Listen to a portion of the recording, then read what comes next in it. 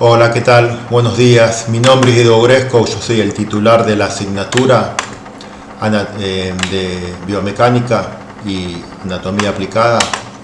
Bueno, conmigo, junto con mi equipo, vamos a estar dando esta asignatura que es Biomecánica. Siempre para entender un poco el concepto de lo que es la biomecánica, sería la integración de todos los contenidos de anatomía aplicada. Por eso van a ver que en la unidad 1 es una integración y repaso de toda la anatomía. Para poder abordar biomecánica tiene que estar sabido y aprobado todos los conceptos de anatomía que fueron dados y que se encuentran en el programa. Por eso nosotros los vamos a estar considerando como que están ya sabidos, y bueno, igualmente junto con esta cursada nosotros van a encontrar clases de apoyo que van a estar teniendo. Son las clases de tutorías que tienen que estar asistiendo en los diferentes días y horarios que están ahí publicados. Todo el material de la asignatura va a estar publicado. Lo primero que tienen que hacer cuando comienzan la asignatura es ver 3 videos, son 3 videos obligatorios. Un video es de todo lo que sería referente a los contenidos del aula virtual. Cuando ven ese video le van a estar mostrando todos los contenidos que hay en el aula virtual, las clases, los power, los foros, los libros. Hay un programa Invisible Body, ¿no? Es un pantallazo de todo lo que hay en el aula virtual, cosa que de esa forma ya saben que está todo ahí. El otro video obligatorio es de mensajería, porque nosotros nos manejamos por medio únicamente de mensajería por medio del aula virtual. Entonces ese video tutorial es explicarle cómo tienen que enviar de mensajería. Y el tercer video obligatorio es sobre las clases de tutoría. Explican ahí cuándo es, dónde están publicadas, y le explican también que van a hacerse en el laboratorio y en la biblioteca, y otras que van a estar puestas por medio de lo que sería el aula por medio del Zoom. En este Zoom lo que van a encontrar es la modalidad de cómo son las clases de tutoría, cómo tienen que compartir pantalla. Son 3 videos obligatorios que tienen que ver, y con esos 3 videos pueden comenzar la cursada. Ya van a estar cargadas ahí en el aula virtual. Todos los contenidos por medio de videos van a estar cargadas en el canal de YouTube. Así que bueno, es obligatorio que asistan a todas las clases en horario, trayendo la guía de biomecánica, que está ya subida al aula, y lo pueden encontrar también lo pueden llevar a la biblioteca, a la fotocopiadora para fotocopiar, o donde ustedes quieran, pero es obligatorio que lo traigan. Y ¿qué más? En esta primera instancia nosotros comenzamos siempre, también le decía, cada una de estas comisiones van a estar divididas en grupos por docente, que después cada uno de los docentes se le va a enviar por medio del aula virtual con quién se encuentra y dónde poder encontrarlo, y las consignas se van a estar manejando cada docente por medio del aula virtual. Y bueno, eso sería todo lo que quieran consultar. Ahí están los foros. Después cualquier duda que tengan en la parte administrativa la van a encontrar respondidas en la guía, o hay un archivito que se llama preguntas frecuentes, que bueno, son las preguntas que lo hacen los alumnos, nosotros las respondimos y las pusimos ahí. Cuando nos preguntan algo, bueno, nosotros siempre respondemos ahí qué es lo que dice el reglamento de la universidad. Bien. Para el trabajo del estudio de la biomecánica, nosotros comenzamos desde RACIS. En RACIS siempre se va a tener comprendido todo lo que sería la columna vertebral junto con todos los elementos que se encuentran ahí. La caja torácica, los músculos, ligamentos, la fascia, los tendones, todo. Todas esas estructuras que van desde el cuello hasta la pelvis es lo que se va a conocer como RACIS. El RACIS en conjunto es una estructura que donde se va a partir todos los movimientos. Van a ver que desde la filogenética, el desarrollo del cuerpo humano se maneja desde las leyes que van desde la cefalocaudal. Primero crece la cabeza y luego la pelvis, y luego próximo distal. O sea, un chico de 4 años le pedís que se toque la oreja así, van a ver que no llega, porque el brazo es más corto. Pues a medida que crece, se lo va pudiendo hacer. Eso te está marcando las pautas del desarrollo. Siempre cuando estudiamos nosotros, consideramos lo mejor es seguir ese orden desde el punto de vista de biomecánica. Tomando todo desde el origen de la cabeza hacia la periferia. Acá, por ejemplo, tienen RACIS, que como anfitrión vamos a tener esta columna vertebral. Esta columna vertebral que va a estar dispuesta por un eje que es mantenido por curvas. Estas curvas son móviles. Fíjense que la columna vertebral está formada por toda una serie de vértebras. Estas vértebras disponen de mucha movilidad. Cada una de las regiones que se van a encontrar van a tener una cierta movilidad y una cierta resistencia. Siempre la región que más se va a mover es la región de la cervical. Dice por qué, bueno, justamente por lo que cuando veamos y profundicemos en la arquitectura de lo que sería este segmento óseo articular formado por el cuerpo y las apófisis fusiformes, van a entender por qué se mueve tanto las vértebras cervicales. Fíjese que la columna siempre se está adaptando, siempre el cuerpo se está adaptando a las diferentes posiciones. Esta desviación lateral, que es una esclerosis funcional, porque uno está parado y va, fíjense, por esto es importante ver este dibujo. Cuando uno se para en una pierna, cómo la columna se empieza a cambiar su posición, a adaptarse en el espacio. Entonces son músculos que van a actuar. Fíjense que, por ejemplo, el cuadrado lumbar derecho está más retraído, por eso la columna lumbar va a tener una convexidad derecha, va a tener un acortamiento de músculos, por ejemplo, transverso espinoso, produciendo una rotación heterolateral que se ve implementado acá en la columna, cuando junto con una rotación de convexidad izquierda de la columna torácica. Y entonces de esa forma es como el cuerpo se va a ir adaptando. Cuando luego se para de vuelta, ¿no? Ya estas curvas están parejas. Fíjense que la columna vertebral, la médula espinal, comienza siempre a nivel de la tercera vértebra. ¿Por qué? Porque primero van a tener unas estructuras que se van a encontrar dentro de este encéfalo. Este encéfalo se va a encontrar en esta bóveda craneal y va a continuarse en las 3 primeras vértebras con el tronco del encéfalo. Ese tronco del encéfalo posteriormente se va a comunicar con la médula espinal a nivel de C3 y va a llegar hasta el borde inferior de L1.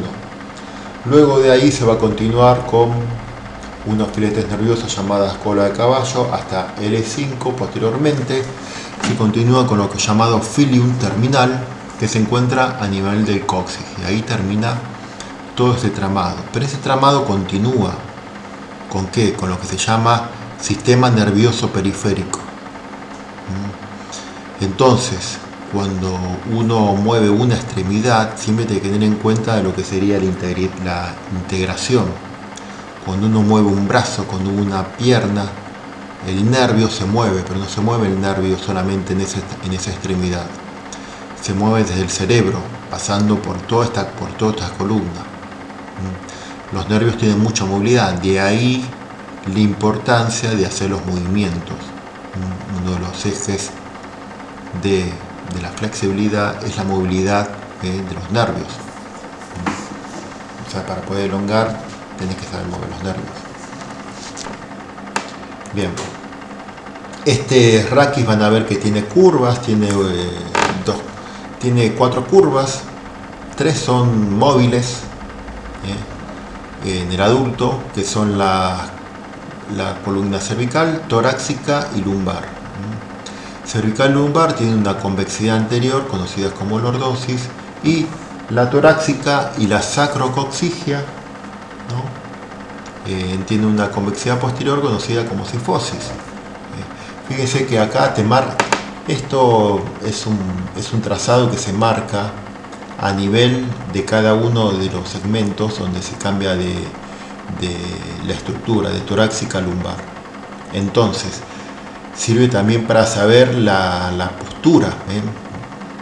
¿Por qué se dice que la columna tiene unas curvas en una angulación correcta? Bueno, se traza una línea, esto solamente para comentario, a nivel de la base del cuerpo superior de la primera vértebra de cada región, de la cervical, torácica, lumbar y sacra. Trazas un eje y van a ver que este ángulo y este ángulo son iguales. Eso quiere decir que la columna está alineada. Esas curvas raquídeas van a ver que se empiezan a desarrollar. Cuando el chico nace, se encuentra toda una posición en una sifosis en total. Y luego van apareciendo las curvas. De hecho, hasta el sacro, el coxis, el sacro principalmente, son vértebras que tienen movimiento, que cuando se empieza a adquirir la bipedestación y principalmente la marcha, las vértebras sacras se sueldan, se consolidan por medio de unión conocida como sinostosis, soldadas. Lo mismo que hasta el cráneo, los huesos de la pelvis, pero en este caso pierden su movilidad y pasan a ser, porque un hueso del cráneo se va moviendo porque al desarrollarse el cráneo como la pelvis, estos huesos tienen una determinada movilidad. Cuando adquieren su forma final, pasan a ser dentro de la clasificación de la sinartrosis. La primera curva que aparece es la lumbar, que aparece a los 7 meses cuando el chico se sienta. Una cosa es que se siente solo, que se siente, y otra que se siente solo. Primero apoya las manos, a medida que va adquiriendo mayor independencia y control neuromotor, se suelta las manos, y cuando está soltado sin las manos, ahí se dice que se sienta solo. Y bueno, estas curvas igualmente se siguen desarrollando. La primera curva acá, la cervical, lo va a lograr cuando levante la cabeza. A los 3 meses, a los 4 meses empieza a girar. Más allá de todos estos datos, simplemente tengan en cuenta que la columna cervical es la primera curva que aparece en la cervical cuando levanta la cabeza. La torácica ya viene con el nacimiento.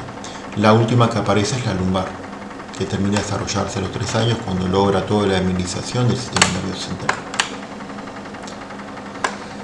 Las vértebras, las vértebras están formadas así, ¿se acuerdan?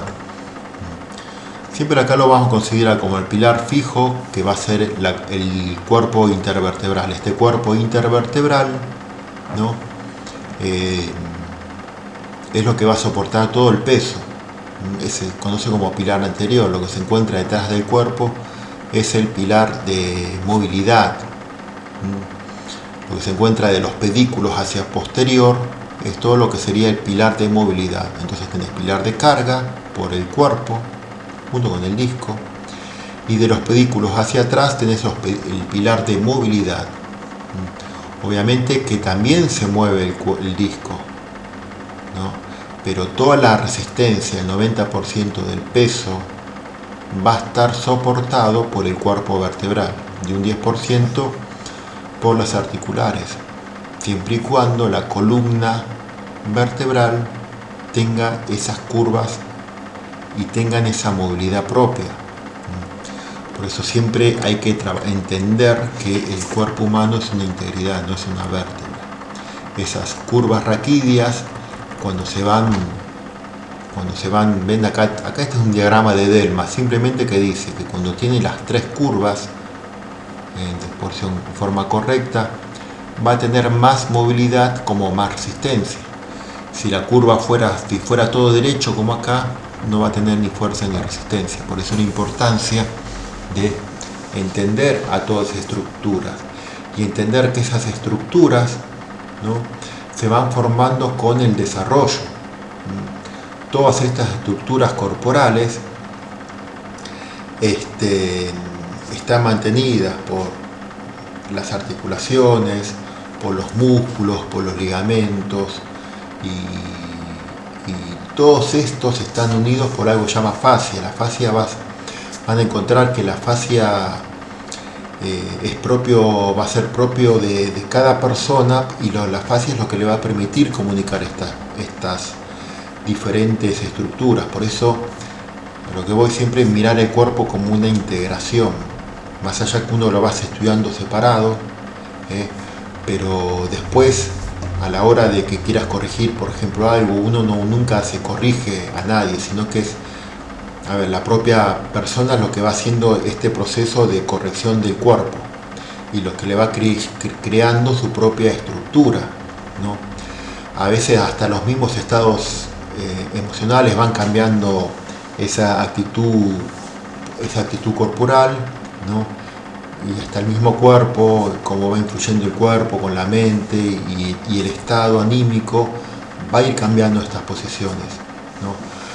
Por eso a veces esto que yo digo de la fascia, que sería la parte miofacial, es lo que le va a permitir a ustedes después comprender lo que sería el movimiento. La fascia es considerada así, este sistema miofacial es considerado como un órgano, ¿no?, que le va a permitir toda esa movilidad. A veces se dice que es como un tramado, ¿no?, que cuando se habla de esto van a ver que se va a tener, cuando se habla de la fascia miofacial, se va a tener todo lo que sería como soporte, sostén, comunicación, conexión, información. Todo es como una red tensional que va a estar comunicado. Por eso la importancia de esta red tensional, que cuando uno cambia una estructura en un lugar, lo va a estar influenciado esto a distancia.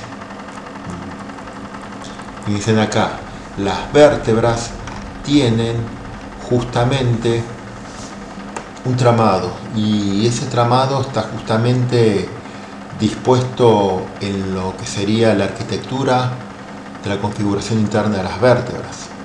Como huesos cortos tienen un tramado tramicular que le va a permitir a estas vértebras tener más fuerza y resistencia.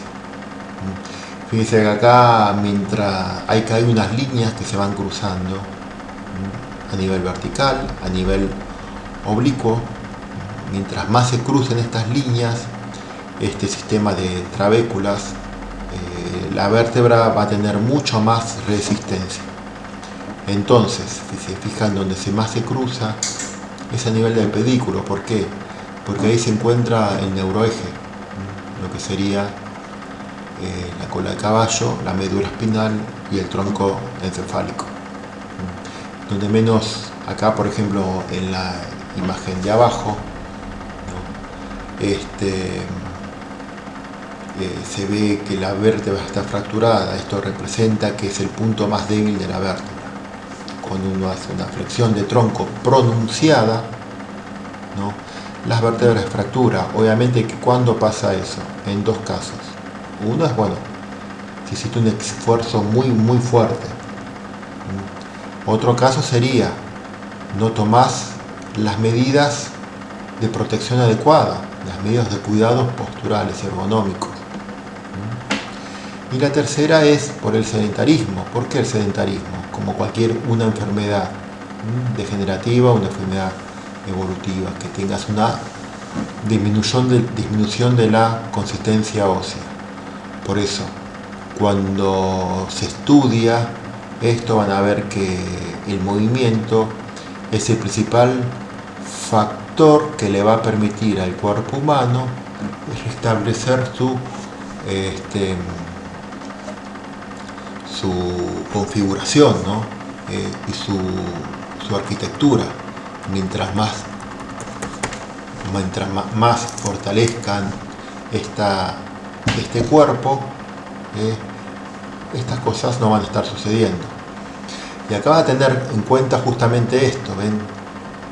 Fíjese que el cuerpo es una estructura que está unido por un medio de unión que se llama disco intervertebral. Ese disco tiene una capacidad de hidrofilia y que le permite justamente mantener su forma, pero hay, aparte de la hidrofilia, está lo que se conoce como estado de pretensión, que está caracterizado por los elementos que se van a encontrar dentro del disco, los glucosaminicanos, diferentes componentes proteicos que van a mantener esta estructura. Cuando se habla de pretensión, es la propiedad que tiene el disco para repeler la carga. Cuando una vértebra quiere comprimir a otra vértebra, en el medio se va a encontrar el disco.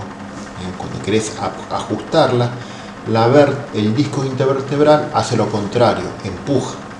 Las vértebras aplastan el disco y el disco, por el estado de pretensión y su propiedad, lo separa. Eso es el estado de pretensión. Otra cosa es la hidrofilia, que es el estado que se cuenta el disco, el estado líquido, ¿no? Fíjense en que este disco se va a estar moviendo y desplazando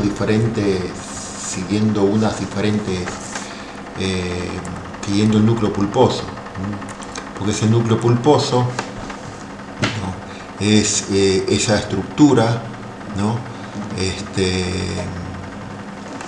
Formado por varias capas concéntricas. Acá lo que se ve en este corte transversal, en este corte horizontal, se ve cómo estas capas del disco van de la periferia a la profundidad. Las capas más concéntricas son mucho más compactas, por eso el disco tiene su forma en toda su totalidad. Lo que sucede es que en la parte media está más concentrado y hace como una bolita. Por eso es como si fuera un núcleo, porque en realidad el disco es todo el mismo. Es un corte histológico. Pero bueno, ese núcleo pulposo es lo que le va a permitir justamente, ¿no?, esa movilidad.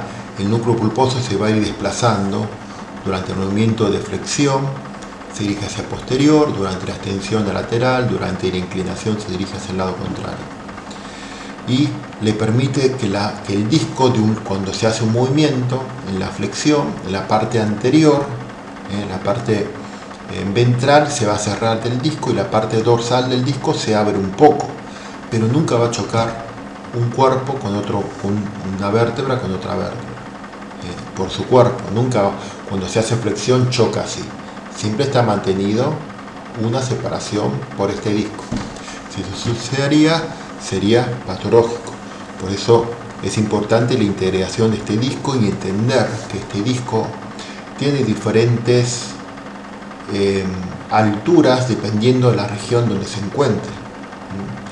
Por eso es importante ver el disco, las alturas, ver las apoxias articulares. Fíjese las trocoides que se encuentran a nivel lumbar, son diferentes a las otras. Cuando uno se realiza un movimiento artrocinemático en la columna lumbar, van a ver que se produce un movimiento, una articulación que es convexa con cóncava. Entonces, fíjense que cuando se produce ese movimiento van a ver que rueda hacia un lado, rueda hacia el mismo lado y va a deslizar hacia el lado contrario. Eso va a suceder justamente en la trocoide, diferente en una torácica o más se aprecia en las vértebras cervicales por tener otra arquitectura en las articulares y ser planas. Entonces el disco, las apóisis articulares, las apóisis unciformes, al ser planas o casi planas con una oblicuidad de 45 grados, va a permitir que ese rango de desplazamiento sea mayor y no tenga una dirección definida como tienen las trocoides lumbares. Por eso, una rotación de raquis cervical son 45 grados hacia cada lado. En cambio, por esta trocoide, esta convexa cóncava, en la artocinemática, son de 5 grados hacia cada lado a nivel lumbar, o sea, 1 grado por vértebra. Por eso, como les decía, siempre es bueno comparar qué va a pasar cuando uno rote, cómo va a rotar las cervicales, cómo va a rotar las torácicas, cómo influye la caja torácica y qué pasa con las lumbares. Por eso nosotros cuando estudiamos anatomía, ¿no? A veces la anatomía no le va estudiando por partes, pero acá es el tiempo en ver y estudiar a toda la integridad. En anatomía se lo estudiaba las partes de artrología, biología, la parte visceral, desplagno, sistema vascular, todo por separado. Si hablamos de anatomía y lo hablamos pensando en la idea de un cuerpo formado por distintos componentes, así lo tenemos que estudiar nosotros al principio comportamentalizado de alguna manera, pero luego tenemos que pensar este cuerpo en la globalidad, en su totalidad, y no pensar un cuerpo en partes, porque no funciona así la biomecánica. Ven acá el disco también tiene capas que se van a ir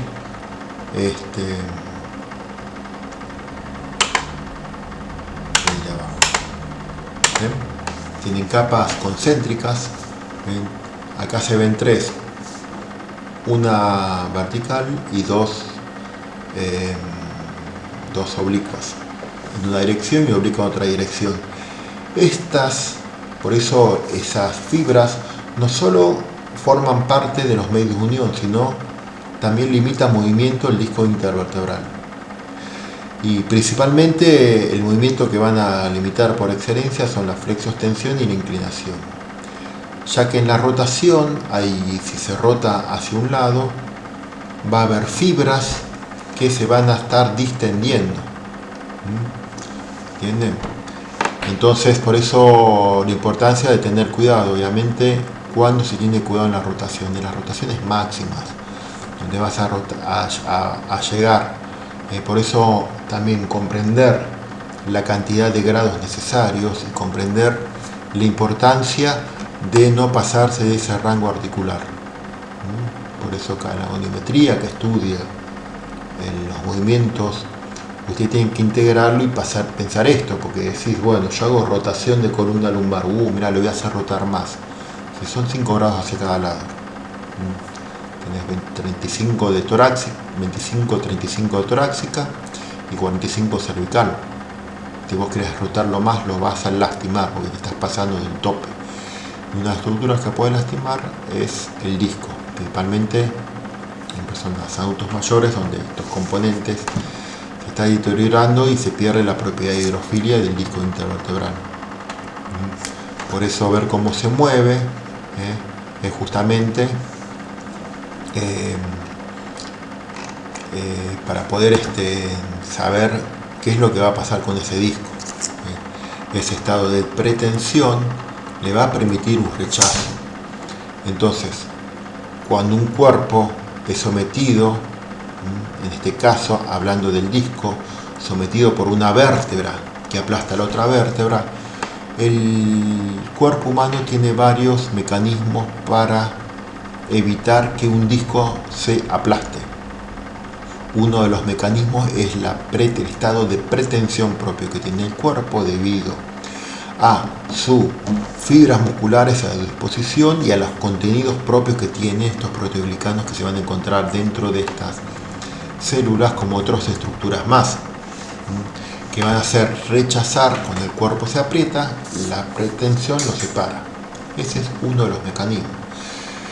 Después van a encontrar también la presión intratorácica, que se van a encontrar justamente lo que se llama el efecto Valsalva, el bisafronte. Son todas estructuras que crean una presión interna en el cuerpo para separar las vértebras. Por ejemplo, es el cinturón que se usa en los gimnasios, aumentando la presión en la caja torácica abdominal, evitando justamente esto.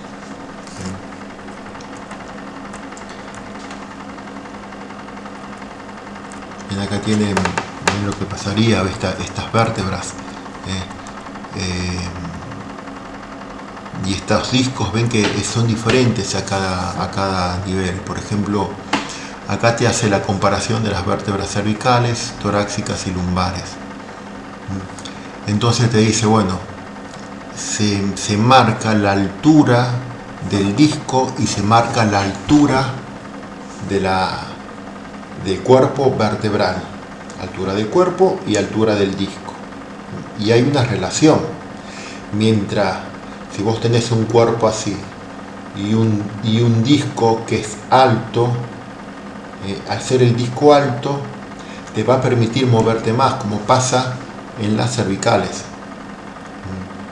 Y si vos ves las torácicas, tenés un cuerpo así y un disco pequeño.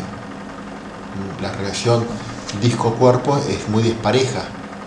Entonces, la relación entre el disco, entre la altura del disco y la altura del cuerpo, mientras más alto sea el disco proporcional al cuerpo, te va a permitir realizar movimientos, más grados de movimientos de flexión, extensión y de inclinación.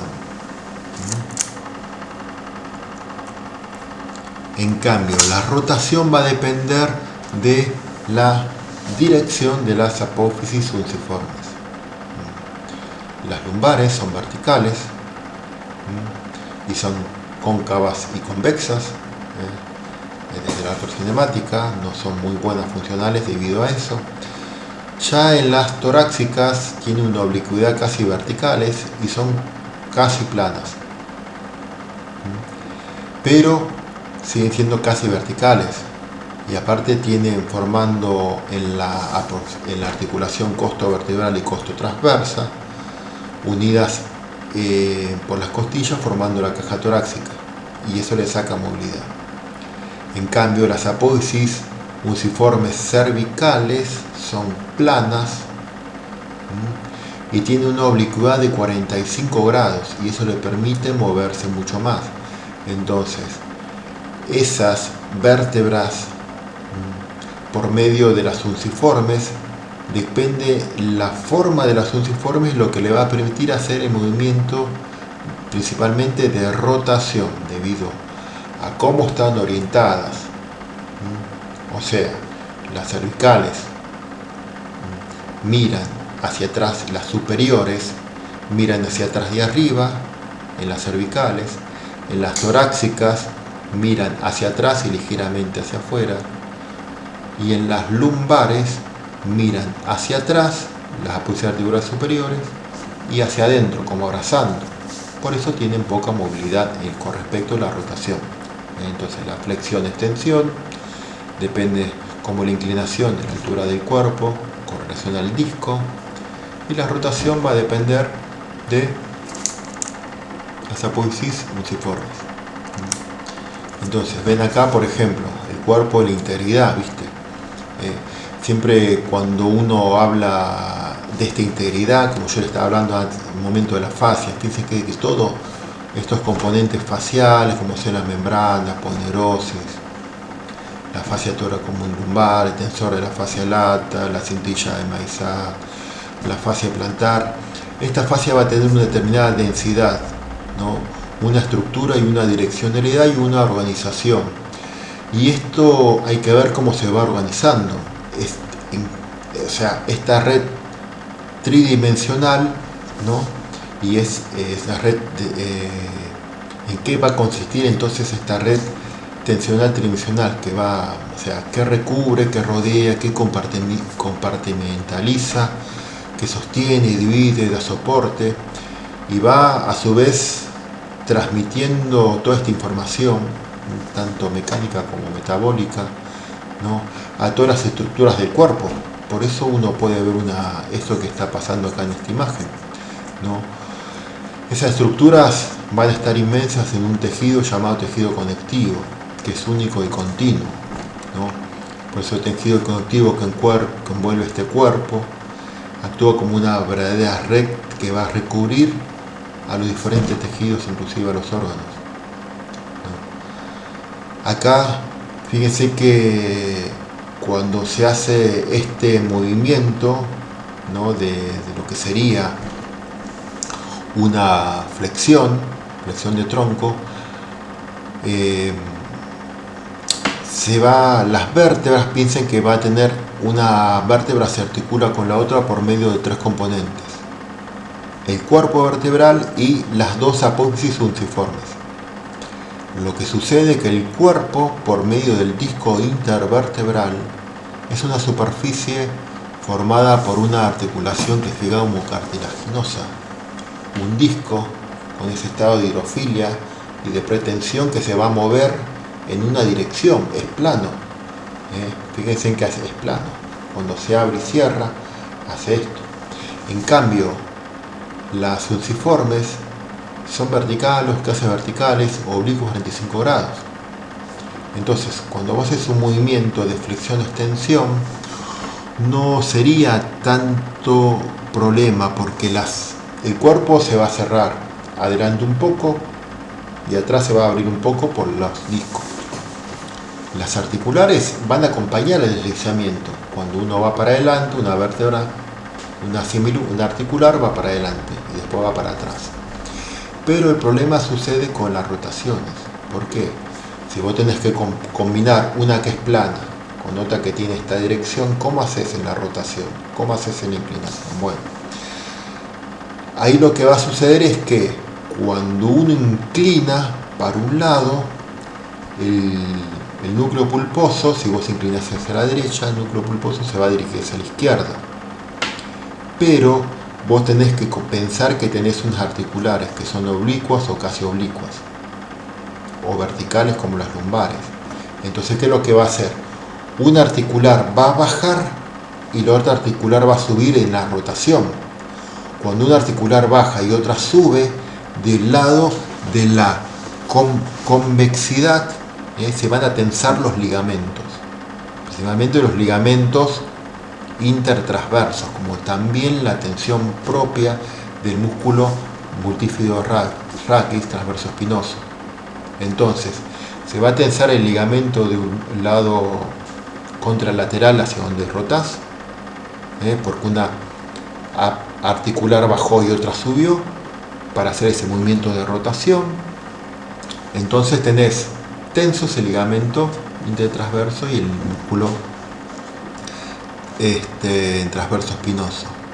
¿Qué es lo que va a suceder debido a esta estructura plana, este disco que se dobló, que se deformó y del otro lado se te tensó?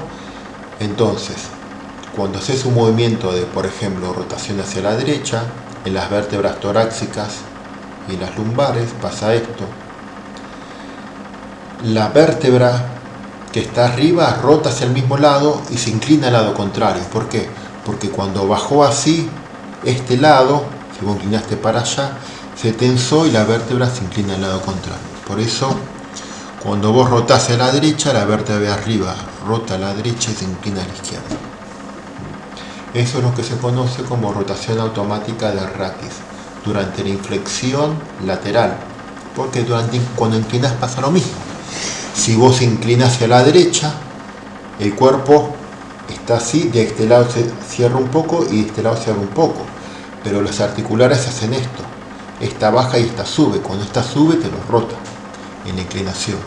Entonces, ¿qué pasa en la inclinación? Se inclina hacia la derecha, ¿no? La vértebra que está por encima inclina a la derecha, pero rota hacia la izquierda por tensión de los ligamentos principalmente el transverso espinoso, como el multífido raquis transverso, como ligamento intertransverso principalmente, y por el músculo transverso espinoso.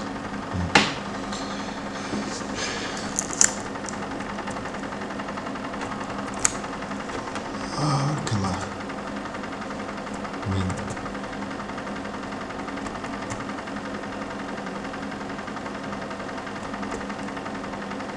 Bien, acá tienen las amplitudes. Acá es un cuadro que está muy interesante ver, porque bueno, acá te va marcando los grados de movilidad. Eso es importante que sepan y que lo vayan relacionando. Por ejemplo, este cuadrito te marca, ¿no?, que la columna cervical hace 40 de flexión, 60 grados de extensión, ¿no? Acá te está marcando 60 grados de raquis toracolumbar de flexión, ¿no?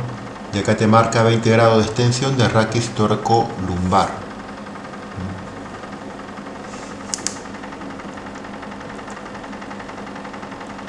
Cada vez te marca la inclinación, ¿no?, de la columna cervical, de la columna lumbar.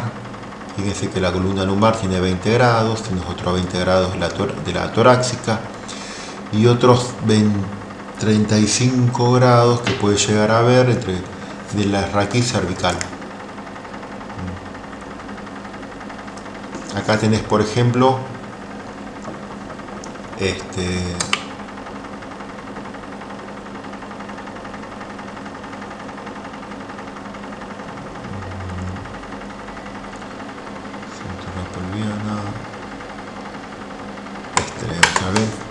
el raquis, cuando realiza los movimientos de rotación, ¿no?,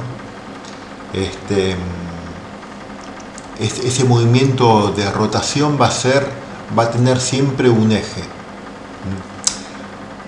Fíjese que cuando yo les nombré que las apófisis unciformes son las que marcan, y depende cómo sea la inclinación, la oblicuidad y hacia dónde miran, es lo que marca cuál va a tener más rotación. Entonces, teniendo presente eso, uno dice, bueno, entonces voy a tomar como punto de referencia las apófisis unciformes. Si vos agarrás una vértebra y marcas una línea de una unciforme a la otra unciforme, esa línea con el medio de la vértebra, o sea, trazás una así, unciforme y otra que pase por el medio de la vértebra, ahí es donde se encuentra el eje perfecto para realizar el movimiento de rotación, ¿no?, que va a pasar entre medio de las unciformes, justo en el medio, que eso se va a encontrar justamente ¿dónde? En las vértebras cervicales. Por eso las vértebras cervicales te pueden hacer 45 o 50 grados de rotación hacia cada lado, ¿no? En cambio, las vértebras ya torácicas, ese centro de rotación está más atrás. Lo vas a encontrar en el foramen vertebral.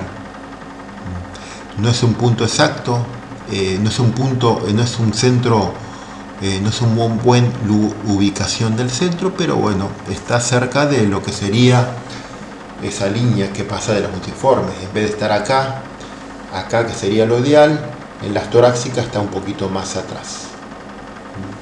Por eso rotan un poco menos. En cambio, en las vértebras lumbares el centro de rotación se fue muy para atrás, está en la base de la espinosa. Vos tenés las láminas y la espinosa. Donde se une la lámina y la espinosa, ahí se encuentra este centro de rotación de las vértebras lumbares. Por eso, al estar tan mal ubicado, aparte de tener esa configuración, ¿por qué se encuentra ahí? Porque cuando vos agarrás la verticalidad de estas apófisis unciformes lumbares, como es cóncava y convexa, y al hacer esa curva así como abrazando, cuando termina de llegar hacia atrás, el centro de rotación se encuentra en la base de la espinosa. Por eso rota tan mal. Fíjense, por ejemplo,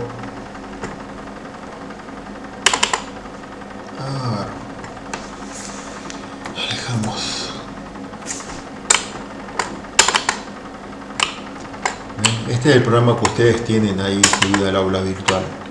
Después cuando vean el video obligatorio tutorial lo van a encontrar. Acá tenemos, vamos a sacar músculos.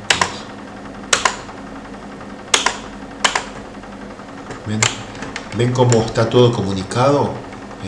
Esto que se encuentra acá es el ligamento vertebral común anterior. Fíjense que empieza adelante, acá abajo y termina arriba. Cuando vos influís con este ligamento en la columna lumbar, vas a influir también en la columna cervical, ¿no? Por eso la importancia, ¿no?, de que este ligamento junto con los otros ligamentos, acá por ejemplo, si acercamos, tenés por ejemplo el ligamento supraespinoso, el ligamento intertransverso, estás acá, vas a encontrar los ligamentos amarillos, los ligamentos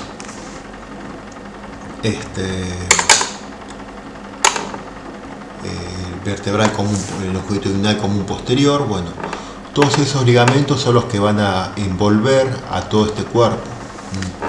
Todos son contenidos faciales y los van a estar envueltos justamente por este tejido conectivo que va a envolver a todo nuestro cuerpo, actuando como una verdadera red que va a recubrir y penetrar estos tejidos y órganos. A ver si ponemos músculos. Fíjense acá. ¿Ven? Uno cuando vas a estudiar la integridad de estos músculos, ¿no? Acá tenés los músculos más grandes, como el dorsal ancho, ¿no? O por ejemplo el trapecio. Si vos vas sacando esos músculos, te vas encontrando con los músculos más profundos. A veces hay músculos que uno piensa que no tienen tanta acción como los serratos, pero sí las tienen, porque son vías de comunicación posturales.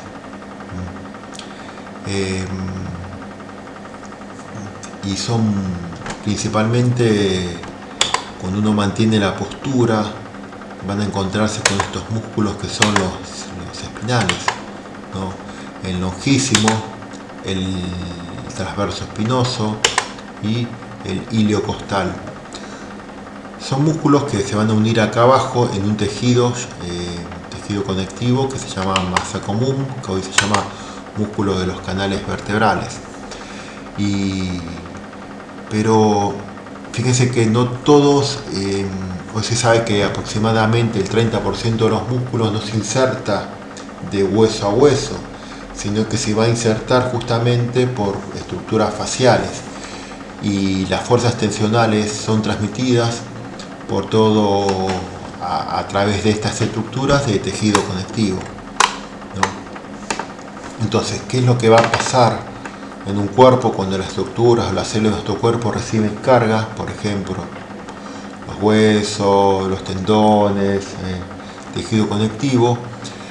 Estas estructuras se siguen siempre, este estímulo van a estar recibiendo, este estímulo mecánico, y van a estar respondiendo en base a la función que sea programada, la función que va a cumplir esa estructura. Entonces, ese tejido conectivo, esa fascia que va a envolver, va a empezar a cambiar y va a adquirir una determinada forma. En base a cómo uno trabaje los músculos, en base a cómo uno vaya creando esta red tensional miofacial, las estructuras del cuerpo van a ir adaptándose y van a ir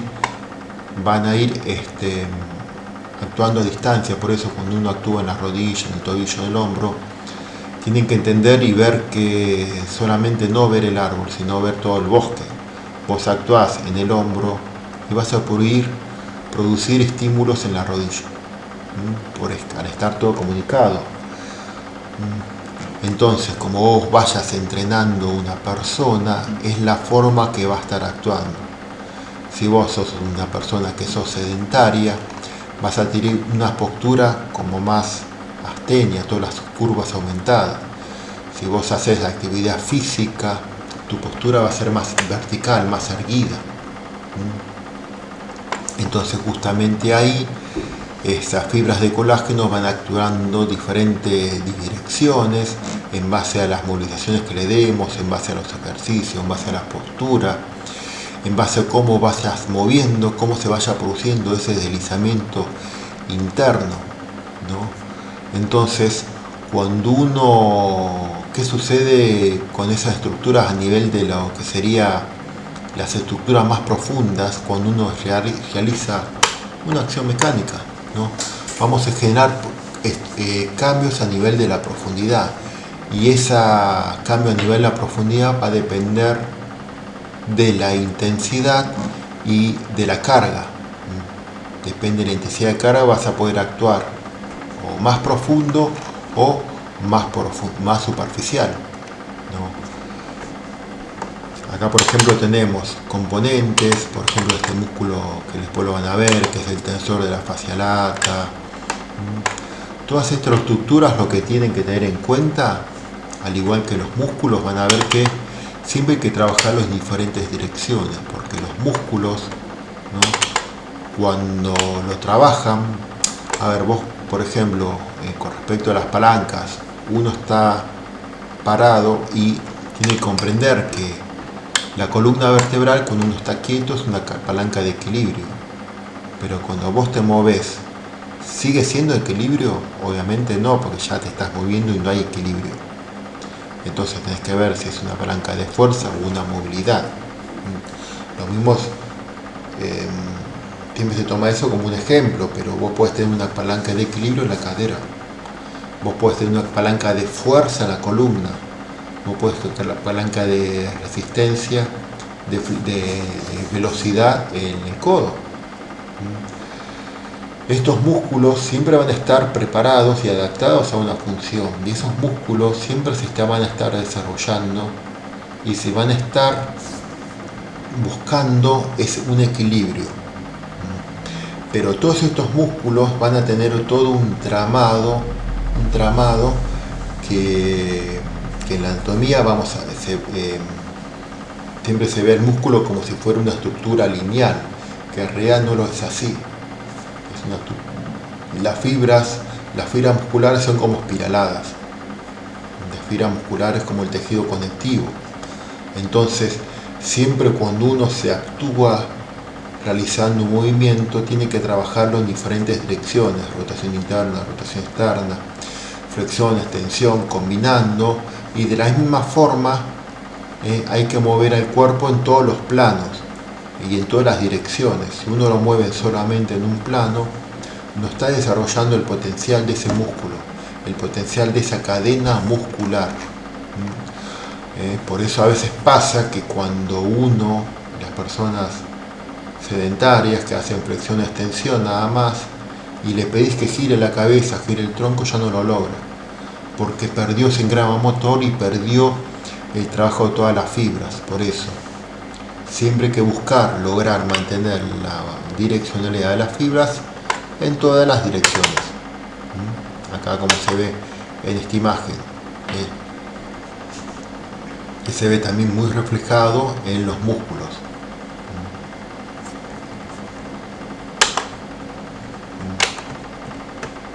Bueno, a ver qué más tenemos.